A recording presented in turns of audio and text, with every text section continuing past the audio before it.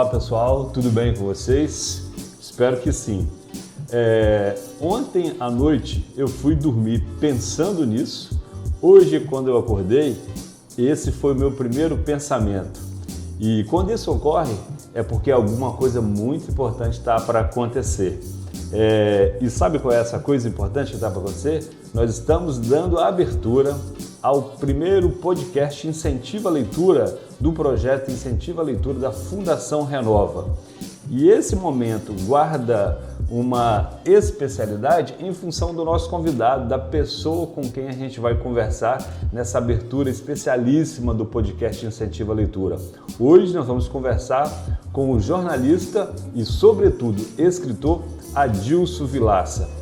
Ontem, quando a gente estava se preparando minimamente para ter essa abertura, eu perguntei a alguma das pessoas aqui da equipe, sim, vocês sabem o tamanho da pessoa que vem aqui amanhã? Vocês têm ideia do tamanho da pessoa que nós vamos receber?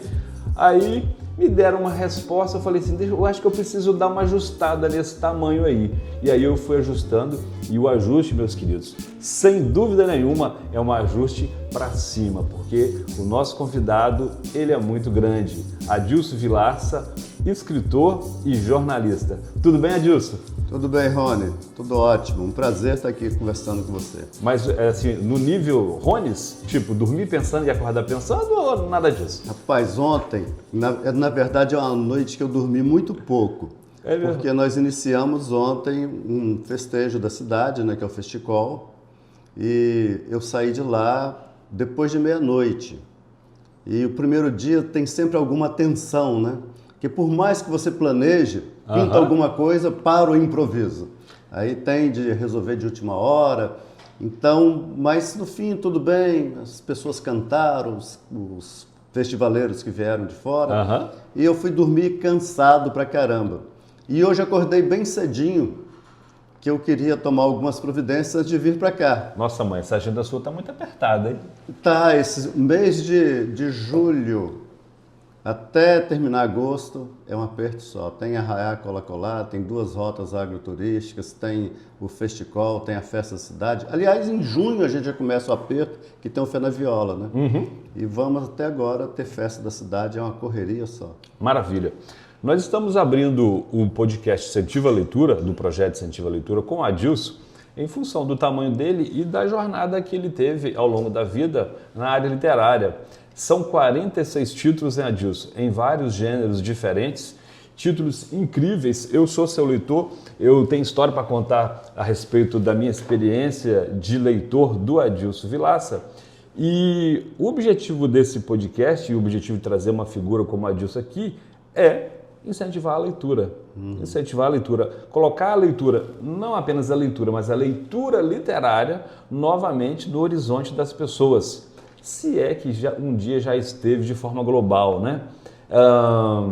Às vezes, Adilson, eu me sinto meio ilhado, assim, como leitor literário. Ou seja, não é muito recorrente a gente encontrar interlocutores com quem a gente possa trocar sobre leitura literária, né? Então, daí a sua presença aqui, daí a importância da gente estar conversando, de fazer um podcast, cara, para incentivar a leitura. A gente podia começar você contando um pouquinho dessa jornada de 46 títulos literários? Eu vou ter de começar muito antes, e você está tentando me arrastar para a conversa aí, que é um negócio do tamanho.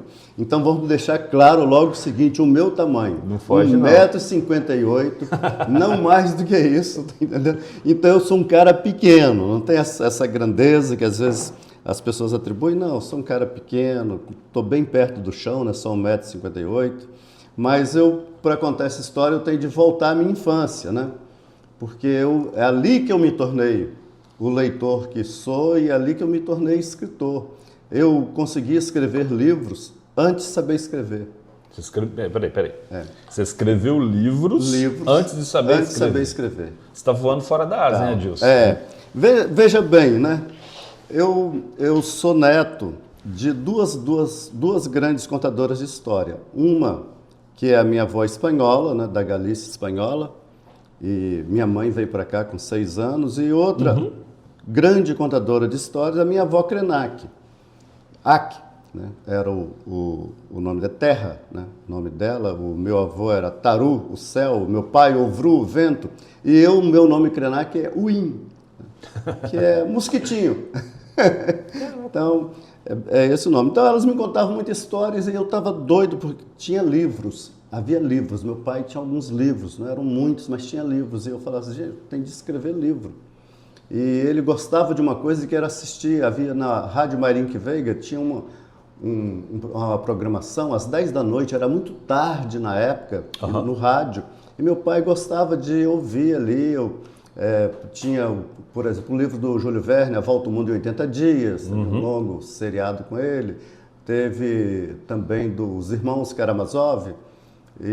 Então a gente era levado Que já é uma coisa bem densa, né? Sim, estou falando de literatura russa. De literatura russa, Dostoiévski. Então a gente ficava ali para ouvir. Meu pai gostava muito daquilo e eu o acompanhava. Era o quarto filho de 9, né? Você levou a gente aí numa evasão no tempo. Nós estamos lá na sua infância. Em que lugar? Em Ecoporanga. Nós estamos em Ecoporanga. Ecoporanga. Minha família tinha se mudado de Cupará, que é onde eu nasci, né, de Onça Pintada, de uma aldeia em Minas Gerais, para Ecoporanga. E meu pai, no início, só havia 3 rádios em Ecoporanga. Um era do meu pai. E ele gostava dessas programações, ele era músico e tal.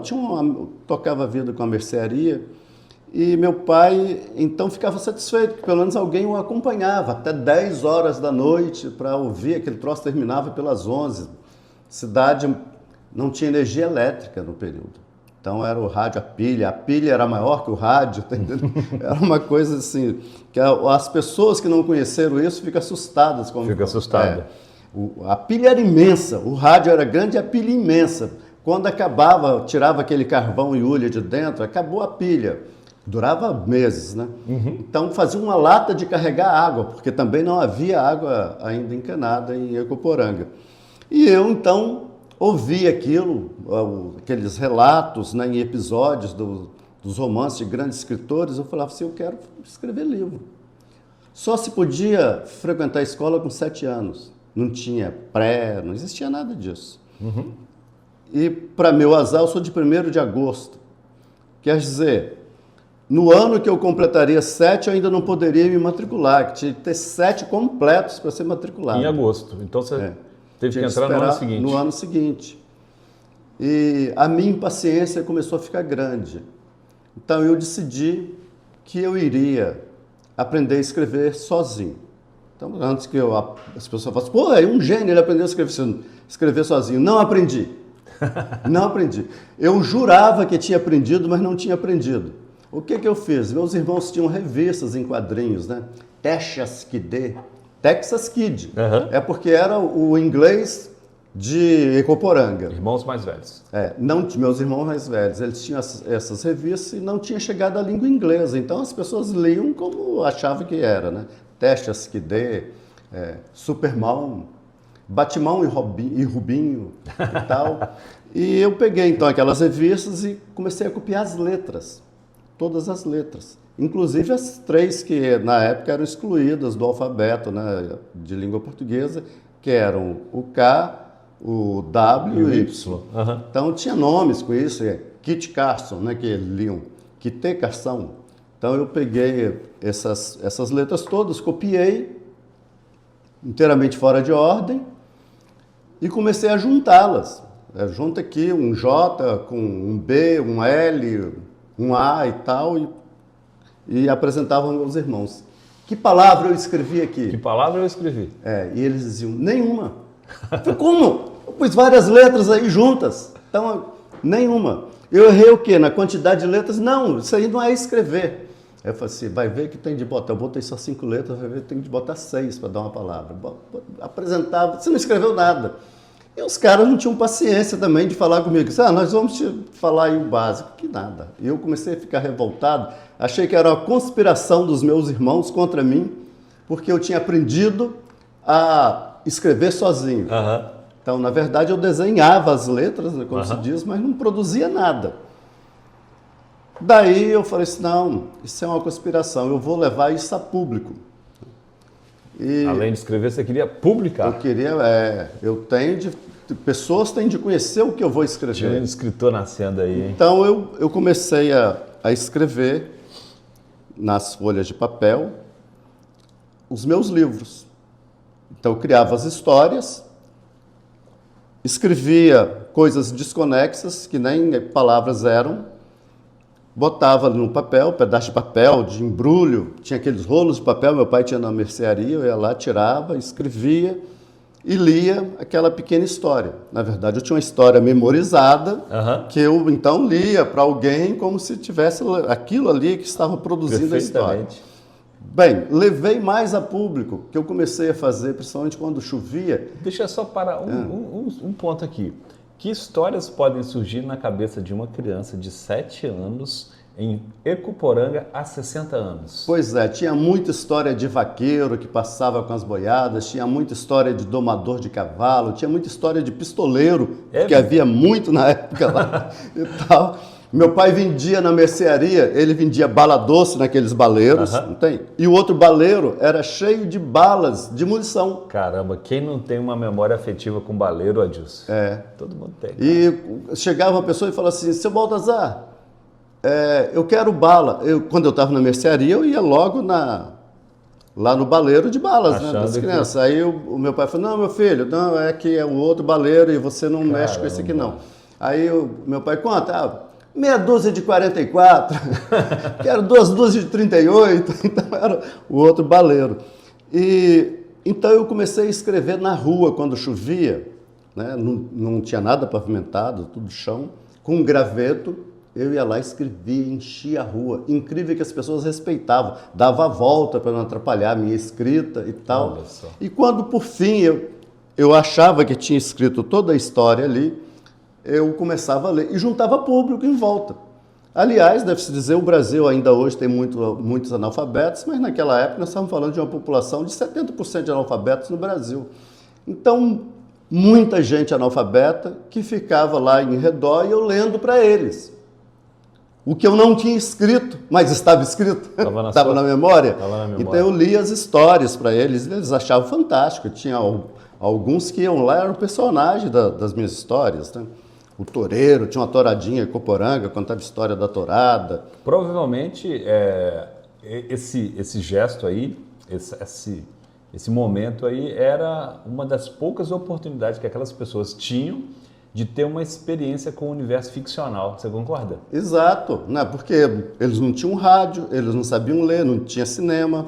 Então, né? Televisão nem pensar, não tinham nem rádio, né? Imagina. Então, eles ficavam ali ouvindo e havia uns adultos que eram letrados, né? O prefeito de Ecoporanga, então, Tolentino Xavier Ribeiro, ele adorava, ele parecia muito com o Papai Noel, só faltava a barba.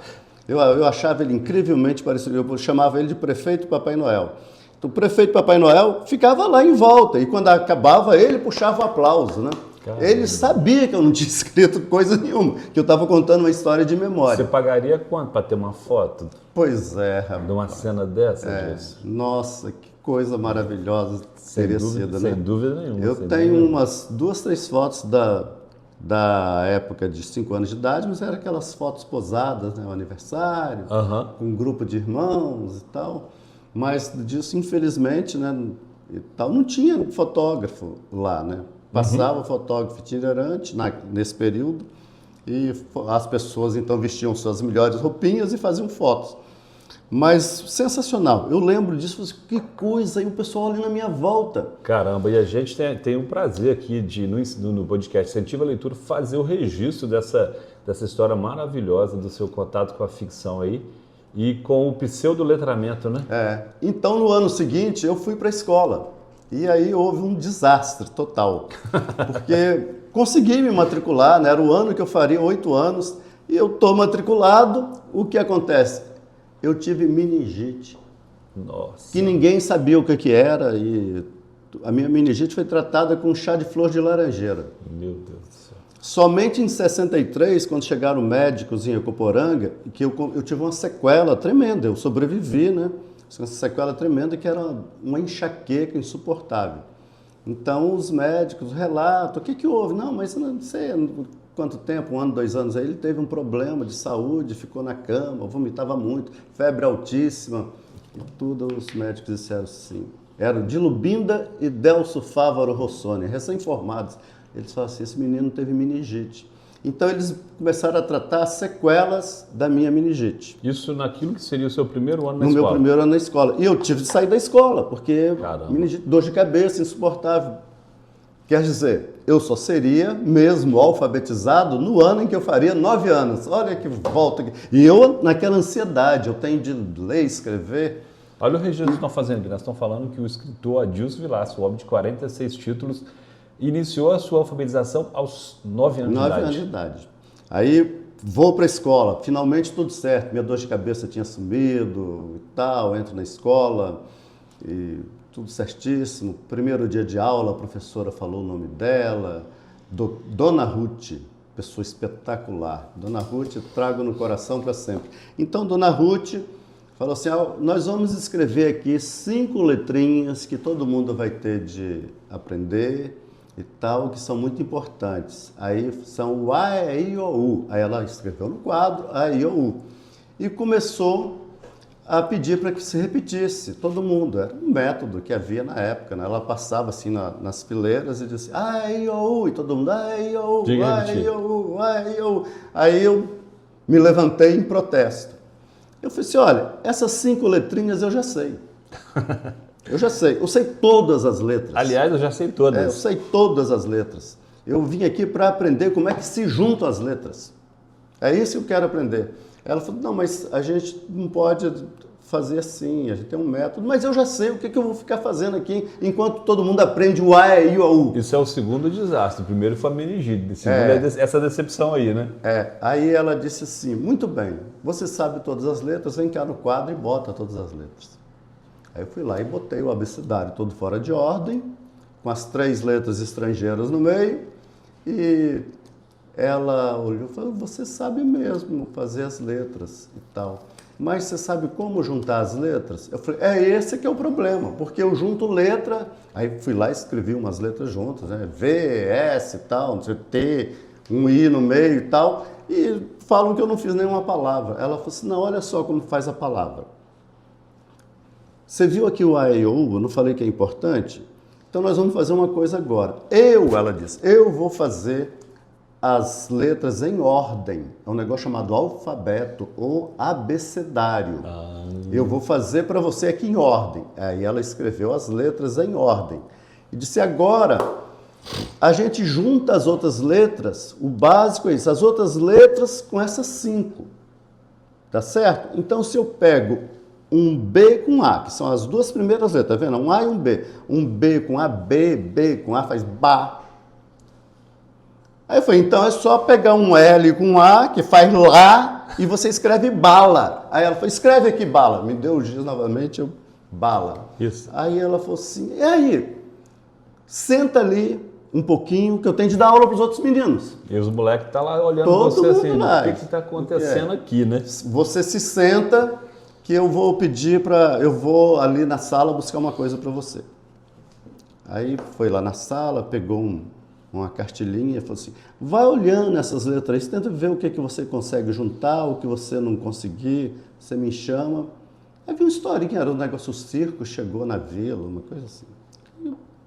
Algumas palavras eu falei assim, V com isso, só pode ser isso aqui, vi, L com A lá, vila. Vila, não sei, o circo chegou na vila. Aí é C com I, tudo bem, dá Si, mas esse R aqui, eu não sei agora o que fazer com ele. Tá? Professora, não, aqui ó, é o R, depois do I vai dar um som assim, ir. Então se fala Sir. E eu tinha uma pronúncia muito acentuada que a minha família trouxe de Minas, né? Então, eles me chamavam de Adilson. Adilson.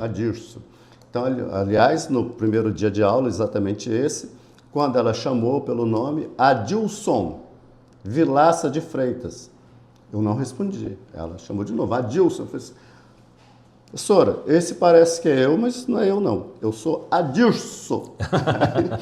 Aí ela deu intervalo, essa professora bondosa, criatura fantástica, me pegou pela mão, levou na sala da diretora, onde as professoras se reuniam, era uma escola pequena, e disse assim, olha, esse menino foi alfabetizado com meia hora que ele estava na escola, ele está alfabetizado. Isso no primeiro dia, Adilson? Primeiro dia. Caramba. Aí ela perguntou à diretora, o que eu faço com ele? Deixo ele aqui? Aí ela falou, não, volto com ele para a sala e levo umas cartilhinhas. Eu falei, eu já levei uma, já vim aqui buscar. Dá mais cartilha para ele ir lendo. Aí me deram mais 3 cartilhas. E antes de terminar a aula, eu tinha lido as 3. Com alguma ajuda, né, que eu pedi a ela e tal. Então, ela falou assim, olha, você vai ler livros, você tem revista de história em quadrinhos? Eu falei, tem muito, tem vários. Ela falou, na minha casa também tem. Leia tudo. Você pode ler a bula do remédio, pode ler o que está escrito nos produtos da mercearia do seu pai. Você lê de tudo. Se tiver Bíblia na sua casa, você pega para ler. O que você tiver dificuldade, vai falando. Mas nós vamos voltar lá na sala da diretora, que tem uns livros na estante. Você viu? Vi. Vamos pegar livros lá. Aí voltamos, terminou a aula, voltamos. Aí ela falou com a diretora, ó, ele leu as 3 cartilhas a mais que levou. Ela falou assim, manda ele escolher um livro aí. Eu mirei, baixinho tem dessas coisas, eu mirei para o alto, né? Em vez de olhar na minha altura ali, que eram os livros das crianças, eu olhei para o alto e falei, eu quero ali, aquele ali, o que tem aquela baleia branca. Aí ela falou, baleia? Você sabe o que é uma baleia? Sei. Mas em Minas, aí ela brincou, né? Em Minas não tem mar, como é que você sabe o que é baleia? Não, mas eu ouço lá no rádio e tal, eu pergunto ao meu pai e tal, então eu não conheço o mar, mas sei o que é uma baleia. Aí ela disse assim, aí a diretora, mas essa aqui, essa fileira que você olhou, é dos adultos, é das professoras. Não, mas eu quero ler esse livro da Baleia Branca. Era Moby Dick, de Herman Melville, né? Desse tamanho assim. Eu quero ler esse livro da Baleia Branca. Aí a professora falou, eu acho que esse aí, por enquanto, não é adequado para você, você não vai conseguir. Aí eu falei assim, não, eu dou um jeito. Eu peço ajuda do meu pai, eu peço ajuda da minha tia, me dá esse livro, eu quero ler esse livro da Baleia Branca. Aí a diretora, deixa ele levar. Se ele não conseguir, ele devolve o livro. Em uma semana eu li.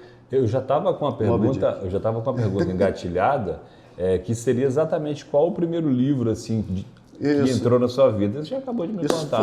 Foi Moby Dick. E deu um desespero que com mais ou menos 2 dias eu fiquei enchendo a paciência do coitado do meu pai lá no comércio dele, porque perguntava as coisas, guindaste, como é que eu uso? G-U, com um I e um N, que som que vai... Pai, é guinha, para você não me perguntar o resto, é guindaste. O que é um guindaste? Serve para puxar coisas pesadas e tal, usa nos portos. Foi então para puxar as baleias, quando está escrito, isso aí. Aí no 3º dia eu perguntei a ele o que era um cachalote. Cachalote? Que na verdade é a espécie da baleia, né, da Moby Dick. Perfeito. Aí meu pai falou assim, não é caixote não? Eu falei, não, é cachalote. Adilson, aqui, mas você não nos enrole, não. Você puxou a gente lá para a sua infância. Sim, eu vou voltar mas agora. Você volta na sua jornada literária. Aí, professor, isso é cachalote, pai. Aí ele falou assim, eu não sei o que é cachalote. Foi uma decepção. Como é que meu pai não sabia uma coisa, falar o que era uma palavra, né? Ele foi a Mantena comprar produtos e voltou com o dicionário. Falou, quando você não souber, você olha aqui... e tal, que eu tenho de trabalhar. Ele encontrou uma boa solução, né? Então eu grudei naquele dicionário. Que massa. E daí eu virei um leitor de 3 livros por semana, 4 livros por semana, dependia todo o tempo livro de menino que você tinha era livro. Li livros que eu não entendi nada, li livros que tinha um monte de palavras que não havia no dicionário, como os sertões, não tinha no dicionário e tal. Li Memórias Póstumas de Brás Cubas, achei super divertido, mas não entendi nada, né? Mas com quantos anos você leu isso? Com 9 anos. Misericórdia. Então, o que aconteceu? Eu virei um leitor tremendo. Aliás, eu digo que até hoje eu sou muito melhor leitor do que escritor. Então, lia desesperadamente e um belo dia, aí vamos pular anos para chegar na resposta à sua pergunta. Eu já na Universidade Federal do Espírito Santo. Como estudante? Estudante. De qual curso? Curso de jornalismo. Jornalismo. Que era o meu sonho, fazer jornalismo. Eu na universidade, passei no corredor e havia assim, concurso literário, tal, tem que escrever 3 contos com pseudônimo. Isso era 1980. 80? Eu falei assim, eu tenho de participar desse concurso. E, veja bem, a não ser redação, eu nunca tinha escrito prosa. Tinha feito um e outro poeminha e tal. Mas prosa, jamais. Eu tenho de escrever 3 contos. Vou participar. E o prêmio em dinheiro era muito bom. Era bom? Era como assim, uns 20 mil de hoje. Patrocinado pela CST na Caramba. época e tal. Eu falei, poxa, eu preciso ganhar esse dinheiro aí, eu estou precisando de dinheiro. E deu um jeito, escrevi, eu não tinha, nem sabia escrever a máquina, eu tinha de aprender, porque eu estava fazendo curso de jornalismo, e lá num certo período precisava saber datilografar. Escrevi à mão, tudo manuscrito, e um amigo meu datilografou para mim. Fui lá, escrevi e ganhei o concurso. É um concurso de contos. Concurso de contos, os 3 contos. Eu lembro que foi o grande prazer daquilo foi que João Antônio, um grande contista do Rio de Janeiro, foi do júri, junto com Bernadette Lira, com Deni Gomes. Bernadette era minha professora de vernáculo. Que massa. E Bernadette, quando eu ganhei o concurso, com pseudônimo, né? E ela falou assim, mas eu não sabia que você escrevia, você é aqui meu aluno, não fala nada, escrevendo tão bem. Eu também não. Eu falei, eu também não sabia, não. Eu também não. Eu não sabia. Assim, não quero desafiar a sua memória, não, mas você lembra o título do conto? Lembro. Identidade para os Gatos Pardos. Identidade para os Gatos Pardos. Ó, quando a gente estava no café, e aí iniciando a prosa que se seguiria, eu elogiei exatamente os títulos dos seus livros. São muito criativos, cara, os títulos do seu livro. Albergue dos Querubins, A Possível Fuga de Ana dos Arcos. Que títulos são esses? Aí você, já no primeiro título, já revela essa habilidade, hein? Isso. Como é que é o título? Identidade para os Gatos Pardos. Putz, sensacional. Porque todo mundo diz, de noite todos os gatos são pardos, né? Então eu dei uma identidade para os gatos pardos nesse conto. Faz sentido demais. Que eram criaturas humanas da noite, fazendo besteiras humanas à noite, né?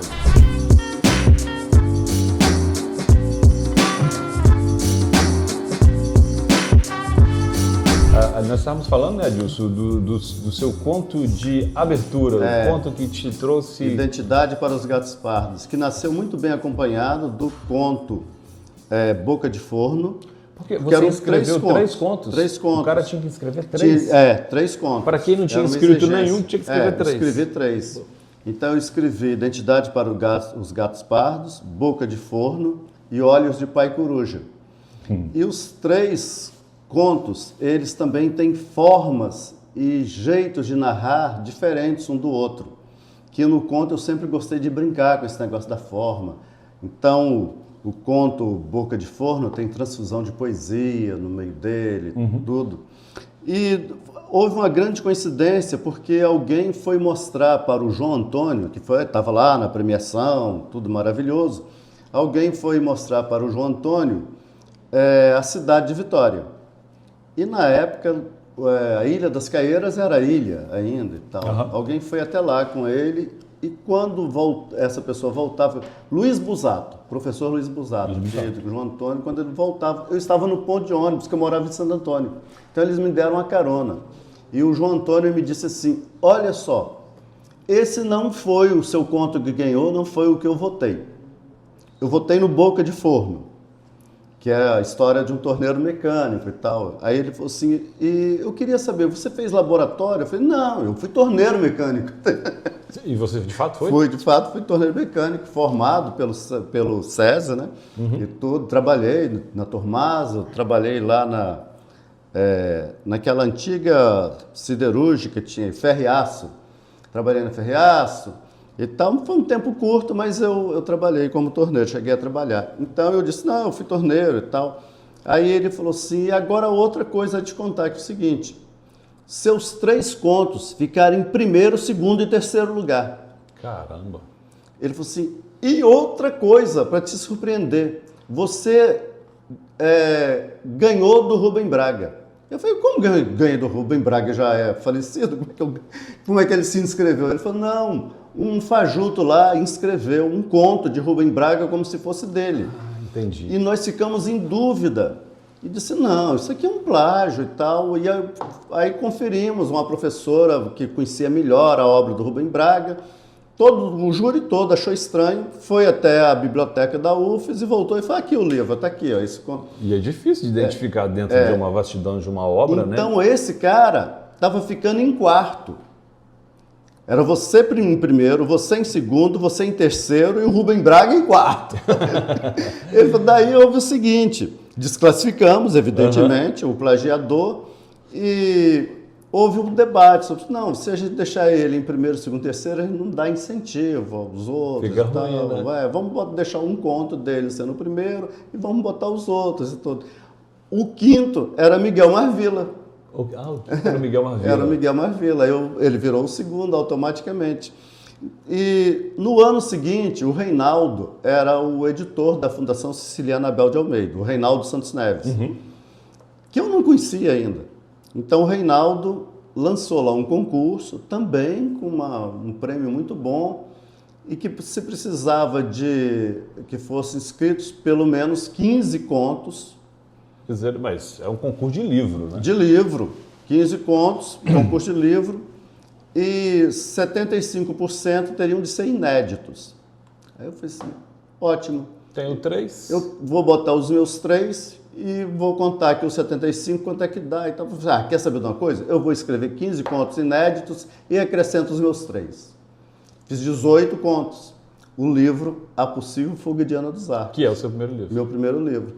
Então, a minha primeira publicação em prosa foi a UFES fez uma coletânea dos 10 primeiros lugares do concurso dela e publicou. E aí eu ganhei o concurso do ano seguinte, o Prêmio Geraldo Costa Alves, que era da Fundação Ceciliana Abel de Almeida, e meu primeiro livro foi publicado, que é um livro excelente, muito bom livro. De vez em quando eu faço um livro, eu faço autocrítica, né? E eu falo, pô, esse livro perde de muito. Como que é a sua experiência quando você volta na sua própria escrita, depois de um distanciamento temporal? Como Exato. Eu volto e às vezes falo, poxa, esse livro ele não ficou igual ao Possível Fuga de Ana dos Arcos, que é o primeiro. Ele tá sofrível. Então, eu tenho de melhorar. Eu tenho de pegar, eu fiz um sarrafo alto, então eu tenho de ir dali para cima.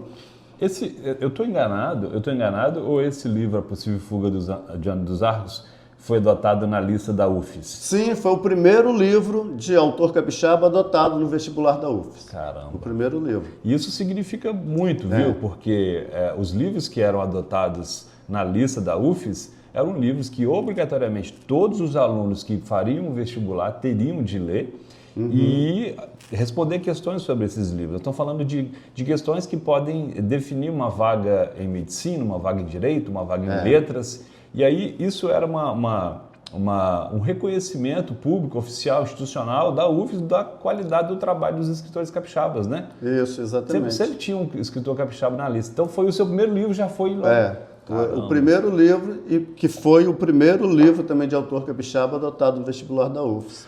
E depois eu teria outro, que foi o livro Identidade para os Gatos Pardos. Deixa eu contar a história dele rapidamente. Num certo momento da minha vida, eu notei que eu escrevia muito com o tema da negritude. E daí eu pensei, olha, eu vou juntar aí, selecionar contos bons, uns 5, 6, que eu já escrevi, e vou escrever outros com o tema da negritude. Racismo, tal, não sei o que. Tal. E escrevi, então, esse livro, que é o Identidade para os Gatos Pardos, vira título dele. Então eu juntei alguns contos que estavam esparsos sobre o tema com contos inéditos. E esse Identidade para os Gatos Pardos me deu um grande prêmio na vida. Além de ser adotado para o vestibular também, da UFES, ele me fez entrar numa lista que não sabia eu, estava sendo preparada pela Universidade Federal de Minas Gerais, sobre os 100 grandes autores sobre temas da negritude no Brasil. Olha só. Então eles fizeram, iam fazer uma publicação com um estudo crítico e tudo. São 4 livros desse tamanho assim, dá 1.200 páginas de volume, juntando os 4, né? Uhum. E aí eles pegam lá, desde Lima Barreto, Machado de Assis, essa turma bacana toda, e cá na ponta, nos contemporâneos, está Adilson Vilaça. Entre os contemporâneos está você. Adilson Vilaça está ali, saiu essa publicação. Então eu estou com esses escritores muito bons, muito bacanas, muito honrado de ter sido incluído numa lista com eles, de ter tido um estudo crítico. Era uma equipe de uns 20 doutores da UFMG. Você está falando de que ano, Adilson? Você tá falando ano que isso foi feito? Foi mais ou menos aí 2015, por aí. Então é recente, né? Não é muito longe. Ou seja, foram lá no livro do passado seu, sim, né? Sim. Ali dos anos 90? 90, né? Nos anos 90. E aí trouxeram para essa coletânea de escritos sobre negritude. Eu fui incluído, uma professora Ana Beatriz foi até minha casa me entrevistar, e até aconteceu uma coisa bem interessante, que é o seguinte: ela era carioca, ela é carioca, né? Ela tinha vindo do Rio, passou no concurso da Universidade Federal do Espírito Santo, estava lecionando lá, mas ela tinha muito interesse de ir para o UFMG, onde ela tinha estudado, então estava num contato que ia fazer talvez o concurso da UFMG e tudo. E eu tinha entrado no mestrado de literatura, era aluno. E ela, quando chegou... Ali da UFES? Da UFES. Primeiro dia de aula... Eu acho que eu tenho alguma informação, alguma memória desse seu período lá. Porque, assim, se eu não estou enganado, essa memória que eu tenho, estou tentando aqui buscar, é assim, sobre a circulação da informação de que o Adilson Vilaça estava fazendo mestrado aqui de literatura. Como? E o maior susto desse período... foi no primeiro dia de aula da Ana Beatriz, que ela falou assim: gente, nós vamos estudar poetas americanos. Quando eu falo americanos, está incluído o Canadá, está incluído os Estados Unidos, todo o Caribe, todos os latinos, brasileiros. Vamos estudar, então vou botar a lista aqui dos autores e vou botar os textos deles que nós vamos estudar. Ela falou assim: só tem um prosador. Ela falou que eu achei que deveria colocar, para vocês já devem conhecer alguma coisa da obra dele, mas para vocês conhecerem melhor ainda, e eu preciso entrevistar esse autor capixaba. Então, nós vamos colocar aqui um conto de Adilson Vilaça. Aí, as pessoas na sala se entreolharam, assim, aqueles 12, 15 alunos que estavam lá se entreolharam e tal, alguns deram uma risadinha, e eu... calado ali no meu canto. Aí ela falou assim: então vamos dividir. Quem fica com o texto tal, quem fica não sei o quê, tal. Com Adilson Vilaça, ela vamos ver, que é o da Mas Terra. ela não tinha identificado você? Não, ela não me conhecia. Quem fica com Adilson Vilaça? Aí todo mundo assim, ele fica com Adilson Vilaça. Aí ela falou assim: você já é um estudioso de Adilson Vilaça? Sim, muito. Aí ela falou assim: esse cara é o Adilson Vilaça. Caramba, Adilson. Aí ela foi lá, me abraçou: querido, eu não sei como é que ia te achar aqui em Vitória para fazer uma entrevista com você. Fui encomendada lá pelo professor Eduardo Assis, da UFMG e tal. Nossa, que prazer. Mas o que você está fazendo? Estou fazendo mestrado. Estou estudando literatura. Estou estudando literatura. E ao mesmo tempo sendo estudado, não é? Adilson, antes de você continuar, porque está maravilhoso, nós estamos aqui conversando, tem um pouco mais de, em torno de 40 minutos, e assim, para cada passagem da sua vida, uma história deliciosa, uma coisa que de fato tem valor. Essa história que você acabou de contar aí do mestrado, antes um pouquinho lá, como é que foi o seu surgimento para a literatura por meio de um concurso. Você tem biografia, cara? Está pensando em fazer? Não, tem uma pequena biografia numa coleção que eu próprio criei, né? Eu criei para a Prefeitura de Vitória uma coleção chamada Coleção Roberto Almada. Eu fiz uma época, fui contratado pela Prefeitura de Vitória em 2 momentos. Uma na administração do Paulo Artung, que eu formulei a política cultural do município. Os inscritos de Vitória são desse período? São desse período. Aí, em 93, a gente começa os inscritos de Vitória e tal. Depois, com Luiz Paulo Veloso, aí fui novamente contratado para formular alguma coisa, alguns projetos. Então, aí nasceu o Roberto Almada, a coleção Elmo Elton, e a coleção José Costa. 3 coleções. A coleção Roberto Almada, o que é? Ela faz uma coletânea da obra de um autor, faz uma notícia biográfica dele, né, e um estudo crítico daquela obra. Então é contratado uma pessoa para fazer esse trabalho. Quem fez o meu foi Francisco Aurélio Ribeiro. Então, sensacional. Eu adotei um critério, porque sempre no serviço público a gente tem de ter critérios que sejam assim, universais e que não favoreçam mesmo a ninguém. Então uma boa coisa a se fazer é ordem alfabética. Mas veja bem, se eu lanço a coleção ordem alfabética, começa com o meu livro. Não, aí não começa... Pô, iriam te perturbar. Um troço cabotino. Eu falei, sem dúvida nenhuma. Não posso fazer isso. Então eu criei outro critério, né?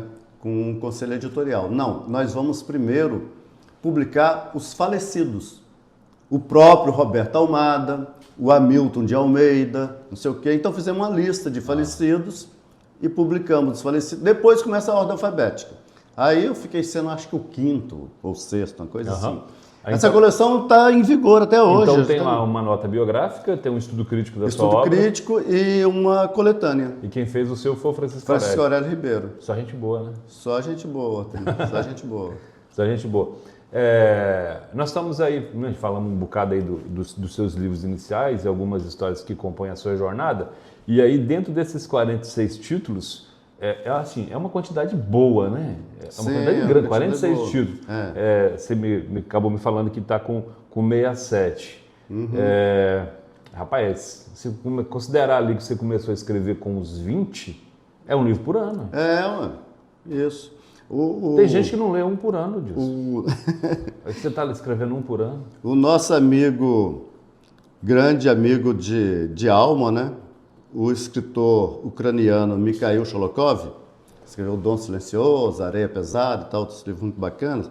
Ele foi convidado uma vez para o Nobel e ele não aceitou. Ele esperou a segunda vez. Segunda vez que ele foi convidado, ele aceitou. Ele não recusou, porque ele disse que ele já tinha escrito mais de 40 livros. E ele falou o seguinte: a gente só aprende a escrever depois que escreve 40 livros. Era um critério dele, rapaz. Aí quando eu cheguei no 40º, agora eu já aprendi a escrever. Agora você já sabe escrever. Estou no critério Mikhail Sholokov. Caramba. Aliás, a Ucrânia tem escritores fantásticos, né? A jornalista que ganhou o Nobel de Literatura, né? Svetlana Alexievich, o livro A Guerra Não Tem Rosto de Mulher, que é um livro de reportagem. Reportagens sobre a Segunda Guerra Mundial, o papel das mulheres, então, soviéticas, né, que juntava tudo ali, as 15 repúblicas, o papel das mulheres soldados, então, como que coisas singelas, bonitas, bacanas, e as conversas com essas mulheres. A Guerra Não Tem Rosto de Mulher. A Guerra Não Tem Rosto de Mulher. O livro é sensacional, aquele detalhezinho assim de... Até elas terem uma participação intensa, o exército soviético, que estava muito mal equipado no início, não tinha calcinhas para as mulheres, davam cuecas de homem para elas, não tinha calcinhas, né? E a mulher disse que primeiro uma das mulheres entrevistadas, uma soldada lá que ficou famosa, entre outras, uma heroína, ela disse que achava muito ruim aquelas tendas de acampamento, porque ninguém nunca botava um jarrinho de flor dentro, lutava ferozmente como todo mundo, mas põe o toque feminino na guerra, né? E histórias apaixonantes. Então, ela ganhou o Prêmio Nobel. Eu acho que o Prêmio Nobel começou a fazer uma coisa muito boa, que é você ver assim, eu tenho que premiar quem escreve bem. Ele não precisa necessariamente fazer a literatura clássica. Então, Bob Dylan fez lá aquelas letras maravilhosas, também foi premiado. Você está de acordo com essa? Eu sou de acordo. Está de acordo com o Bob? Porque deu repercussão demais. Eu sou de acordo. Não, sou de acordo com o que a Academia Brasileira de Letras começou a fazer, que é convidar Fernanda Montenegro, Gilberto Gil, Caetano Veloso, rapaz. As letras de Caetano Veloso são poemas lindos e tal. Caetano Veloso sabe lidar com a língua portuguesa como poucos, rapaz. Chico Buarque, né? Nossa, cada letra, né? Aquela que rima tudo com proparoxítono, né? Nossa, umas coisas muito boas que esses caras fazem. Então, aqui em Colatina, Eu inaugurei, então, aqui a gente articulando, né, a Academia de Letras daqui, ela é uma academia de letras e artes. Letras e artes. Então tem gente da arte circense, tem fotógrafo, tem cineasta, tem pessoal do teatro, tem compositores. Sensacional. Então vamos começar com outro tipo de pensamento, vamos andar no tempo moderno. Se conectar com outras áreas artísticas. Isso, né? Bailarinos e tal. Então tem mais ou menos 40 membros, mais ou menos uns 20 são da literatura, né? Poetas, e a literatura, romancistas, e a literatura acaba sendo um manancial do qual se serve as outras artes. Sim, né? Não, sim. Cinema vai lá. Exato. A novela de TV vai lá, tá tudo indo lá na literatura. Tá, tem de ir. Quem são os contadores de história, né? Precisa dos caras para contar as histórias. Exato. Senão acabou. Né? Tem um momento da sua obra assim, que ele guarda uma particularidade muito interessante. Eu estou me referindo ao livro Cotaxé. Que é uma ligação da sua obra literária com a história do Espírito Santo e a história de Minas Gerais. Certo. E não parou por aí não, parece que tem mais coisas que acabou se desdobrando da sua imersão nessa história aí contestada ali da região entre Minas e o Espírito Santo, correto? Correto. Eu fiz uma trilogia, né? Eles são livros que você lê independentemente um do outro. Mas Cotaxé, Cartas Fantasmas... Cotaxé, Cartas Fantasmas... E Carminda. Esses 3 livros, então, contam a história dessa região. E o Cartas Fantasmas dá uma espécie de sequência a Cotaxé. Eu faço um trabalho na forma dele, né, na disposição do texto, que é um pouco diferente. E Cotaxé e Carminda são 2 livros lineares, né? Então a história flui com um início e vai ao fim. Cotaxé, eu não li os outros 2, mas eu li Cotaxé. E é maravilhoso disso. Pois é. Cotaxé, então, é um romance histórico, na verdade. É um romance histórico. Fiz uma boa pesquisa, então o meu aprendizado no jornalismo me ajudou muito. Fiz uma boa pesquisa. Me ajuda a lembrar que aquele herói, o herói do romance Cotaxé, que é o cara que liderou o movimento lá. O Delino Alves de Matos. De Matos. Hoje em dia a praça de Cotaxé se chama Praça Delino Alves de Matos. Até então ninguém... Para quem ainda não pôde ler o romance Cotaxé ou não conhece Ecoporanga, Cotaxé é um distrito de Ecoporanga atualmente. Distrito de Ecoporanga. Mas estava sendo disputado por Minas. E ele foi a capital do Estado União de Jeová. O Estado União de Jeová foi o projeto tampão que o Delino arranjou para fazer um estado entre Minas Gerais e Espírito Santo, que esse estado, então, cessaria a briga pelo território contestado. Então, ele formulou a ideia, foi a Getúlio Vargas e tal. Ele foi Getúlio Vargas. E ele voltou de lá como delegado de terras da União, fez uma reforma agrária à maneira dele. Então o cara estava indo bem sucedido, juntaram-se entre vilas e cidades, 54 vilas e cidades aderiram. Que viraria um novo estado. Novo estado, o Estado União de Jeová. Nomeou o secretariado, tinha hino, a letra do poeta José das Virgens, Zé das Virgens. O ano de lançamento do Cotaxé foi qual, Adilson? 97. 97. Nossa senhora, vamos fazer conta aí. Eu tô com 47. Eu estava lá no hotel, Pleno Hotel, quando você o lançou em Colatina. 97 para 2003, tem 26 anos. 26 anos. Então, quer dizer, eu tô com 40, tava com 20, bro. Tava com 20 anos, eu tava lá lendo você, moço. E ele tá indo para a 7ª edição agora. A 6ª foi feita pela Chiado, lá de Portugal. Agora ele está indo para a 7ª edição. De vez em quando eu tenho... tem 6 teses de doutorado sobre Cotaxé. Entre ciências sociais, história e literatura, né? Porque tá tudo ali, né? Tem quase 100 dissertações de mestrado. Nossa! Dissertações de mestrado é a Universidade do Rio, aí o cara me inscreve, não sei o quê, de São Paulo. E se falar em TCC, monografia de formação de curso, tem 1000, entendeu? Cara, não é porque... Tem documentário, tem tudo. Não é porque eu estou aqui na sua frente, a gente está tendo essa conversa maravilhosa no podcast Incentiva a Leitura, do projeto Incentiva a Leitura, que eu vou te dizer isso não, mas o livro Cotaxé deve ter sido um dos melhores livros que eu já li. É um bom livro, é um grande livro. É desse que eu falo, esse honra a possível fuga de Ana dos Arcos. Esse honra? Carminda também. Que livro espetacular, Carminda.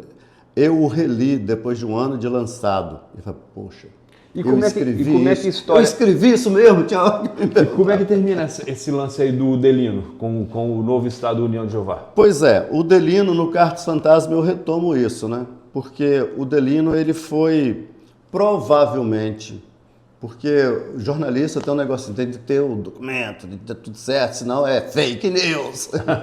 Então eu tenho essa alma do jornalista, né? Então, profissionalmente eu tinha de achar o Delino morreu, onde, quando e tal. E difícil, rapaz. Aí uma época eu me pus na cabeça que ele estava vivo. Para onde o Delino poderia ter ido? Para me ajudar, tem um documentário chamado Estado União de Jeová, que está no YouTube, todo mundo pode ver, tem 1h e pouquinho, 1h05 eu acho que duração. É um longa-metragem, eu sou o narrador, feito por Joelzito Araújo, um grande cineasta lá de São Paulo, e o narrador ia ser outro, mas enfim, o cara que era contratado teve um problema. Paulo Betti era um ator, ele teve um problema na época com a gravação de novela. Você viu o Paulo Betti? Aí eu virei o Paulo Betti, com 1,58m, muito bom. Né, tal. Por quê? Porque ele já parece que tinha adiantado na história, porque você tem de gravar as coisas, né? Então o diretor falou, para fazer no tempo que vai ser preciso, a gente arranjar outro que comece a decorar tudo de novo. Não, vou treinar você e você vai fazer. Eu falei assim, eu tenho uma coisa que pode ajudar. Eu já tive programa de TV. Eu falei, então tá bom. Então vai ser um treinamento básico. Vamos só recuperar isso. Então eu virei o narrador. Então esse documentário é muito bom. As pessoas podem ver lá o Cotaxé, e ele possibilitou um trânsito maior da obra, né? Que alguém tem interesse, entra lá, não sei aonde. Você pode repetir o nome do documentário? O Estado União de Jeová. O Estado União de Jeová. Então, mas se lançar Cotaxé também, vai aparecer lá, vai aparecer num documentário do Cotaxé. Foi feito um filme pelo Saulo Ribeiro, um filme de ficção, né, que Os Incontestáveis. Esse filme de ficção. E o Joelzito fez um filme pegando lá um Patrimônio dos Pretos, lá pertinho do Cotaxé. Então, num conto meu chamado Ladrões de Gemidos, ele pegou Ladrões de Gemidos. Olha o título aí, Estou falando. Ele pegou Ladrões de Gemidos e fez um longa-metragem. Esse longa-metragem, em 2006, ele ganhou os 11 Quiquitos de Ouro do Festival de Gramado. Quer dizer, o Oscar brasileiro... Não, repete aí. O cara fez um documentário sobre essa questão do... Não, eu escrevi um conto encomendado por ele, que ele me falou assim, Adilson, há um problema. Eu queria fazer, que ele fez a tese de doutorado desse cara é sobre o ator negro na Globo. Começando lá nos primórdios, que o ator negro era só motorista, governante, empregado e tal, e vem até os dias atuais. Então, ele falou assim, mas eu queria escrever uma história, ter uma história e fazer um filme que todo mundo fosse negro. O motorista, o patrão, todo mundo negro. Ele falou, mas esse troço eu já vi que é um troço, eu não consigo elocubrar isso e tal. Eu falei, vou fazer a história para você. Ele falou, por quê? Porque eu conheço um lugar na minha infância em que só tinha negro.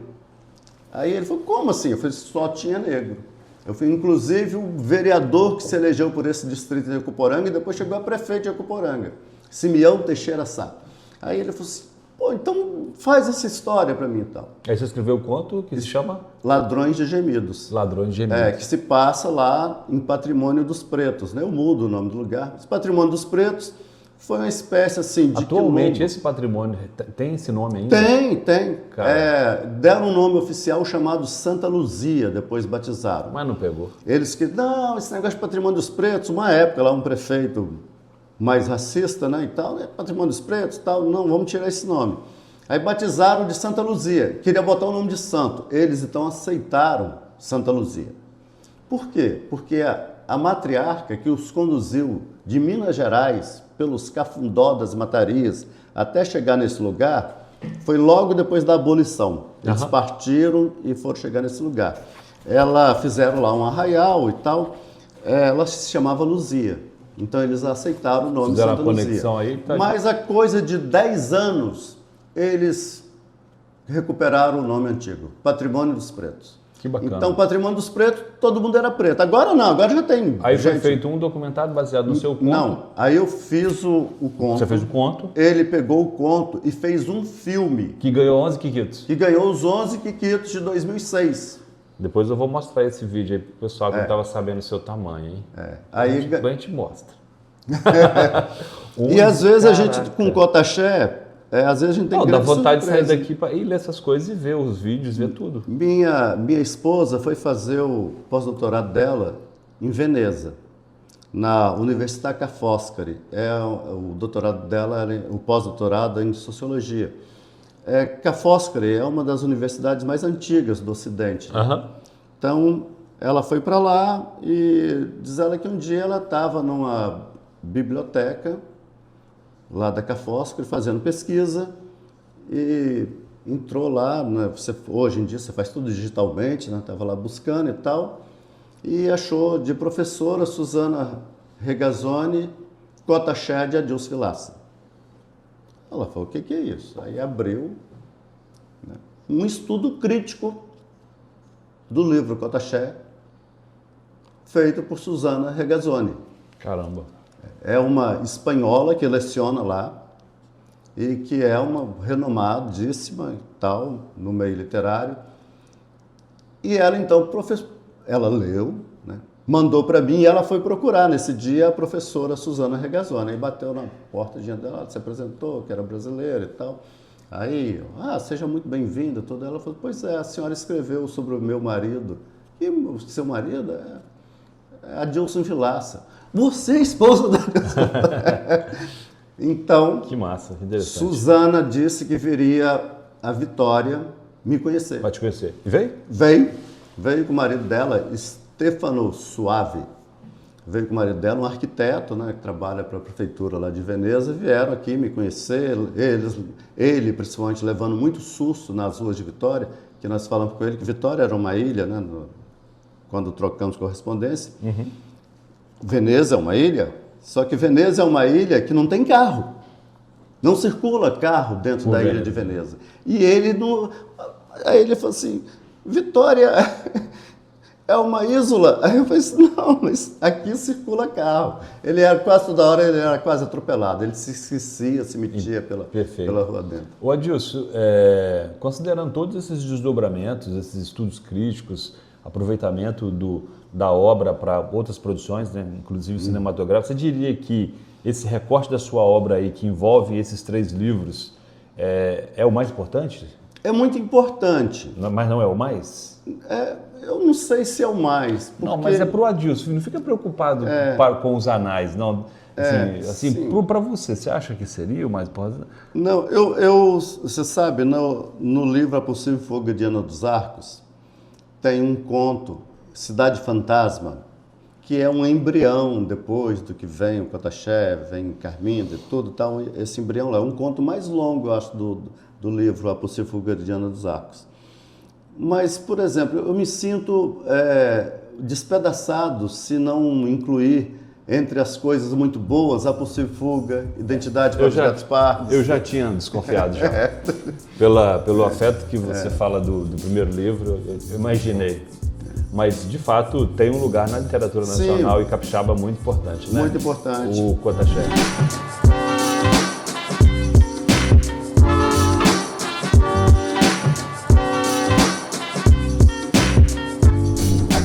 Agora eu tô entrando em crise aqui em Colatina, né?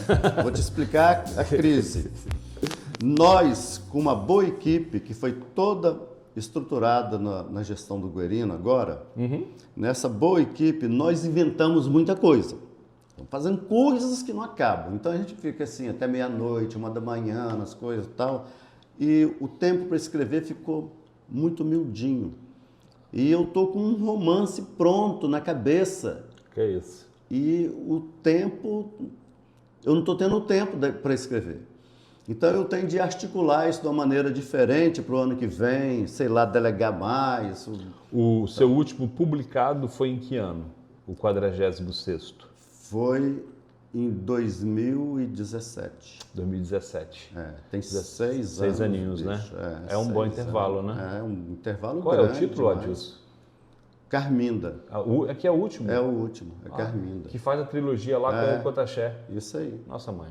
É Carminda. Sensacional. Adilson, está maravilhoso esse mergulho na sua obra, mas tem umas coisas aqui que eu queria discutir com você, Sim. porque eu não posso perder a oportunidade de falar com um escritor do seu tamanho sobre essas questões. A primeira delas é sobre a leitura e sobre a importância da leitura na emancipação das pessoas. Tanto a leitura como decodificação do material escrito, como a leitura literária. Sim. Que forma o imaginário, que te coloca em certas profundezas que você jamais entraria se não fosse pela leitura literária. Queria, assim ouvir um pouco do seu pensamento, sobre leitura, né? Tanto no nível mais básico quanto essa mais elaborada que eu mencionei, e também o que você pensa sobre o tanto que o brasileiro lê, as dificuldades, as barreiras que você identifica na leitura dos brasileiros, o que a gente podia fazer para melhorar o cenário que a gente tem aí. Vamos conversar um pouquinho sobre isso? Isso. Você sabe que a leitura faz coisas fantásticas com a gente, né? Então eu volto um pouquinho lá ao tempo de criança, que era o seguinte, né? Eu via lá o Júlio Verne, ouvia, né? No rádio Júlio Verne, e dizia assim: eu tenho de um dia ir a Londres. Que é de onde ele partiu e para onde ele retornou. Viagem. Nos 80. Então, era um guri lá enfiado em Ecoporanga, que não tinha energia elétrica. Eu fui a Londres. Fui ver com a Sociedade Real Geográfica. O livro te levou a Londres de duas maneiras, né? Depois eu fui também à República Tcheca, que na época era Tchecoslováquia, né? Eu não tinha dividido ainda.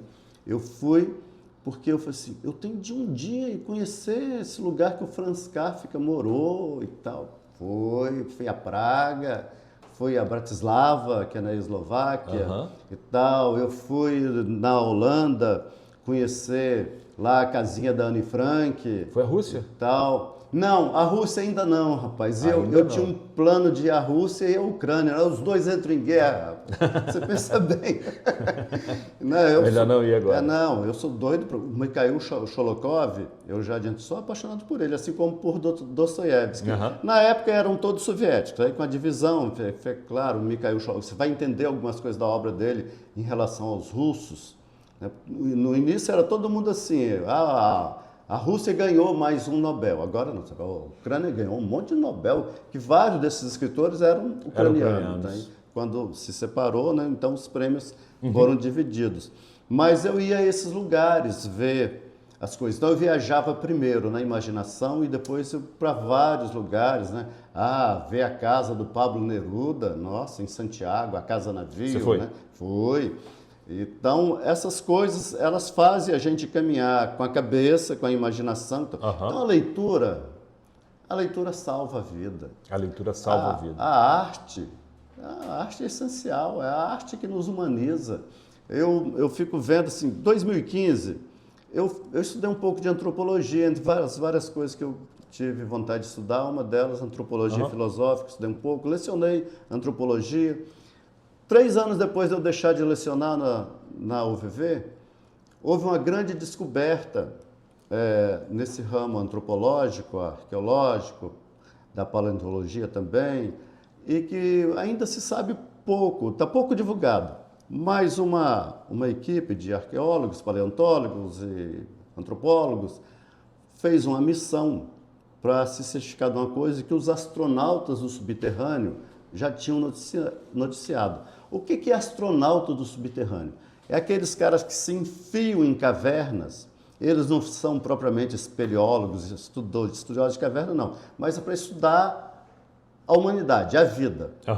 E eles acharam no sul da África uma rede de cavernas e que levam ao conhecimento de uma nova espécie, né, de Homo, que foi chamada de Homo naledi.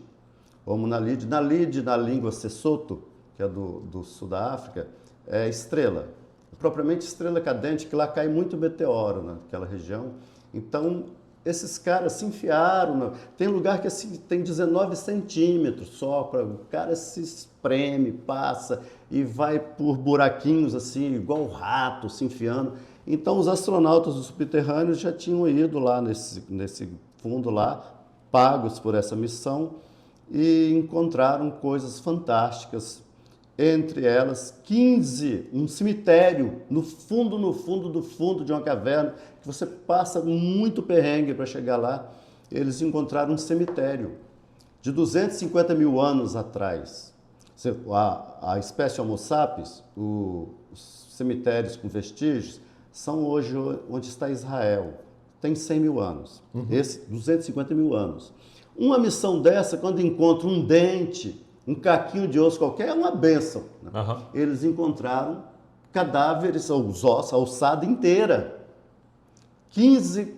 O lugar tem 15 sepultados.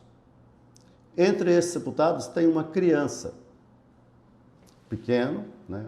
Crâniozinho pequeno, tudo pequeno, tíbia pequeno e tal, tá ali, é uma criança. Essa criança, eles ficaram como estava bem inteira e numa posição assim fetal. Eles acham que teria assim, uns 10 anos de idade. Ela tem um objeto na mão. Eles acharam isso parece uma ferramenta. Então fizeram aquela prospecção com equipamento e tal, escanearam, cobriram esse pedaço todo com gesso e tiraram aquele inteiro, com terra, tudo, para levar para os laboratórios do mundo e tal.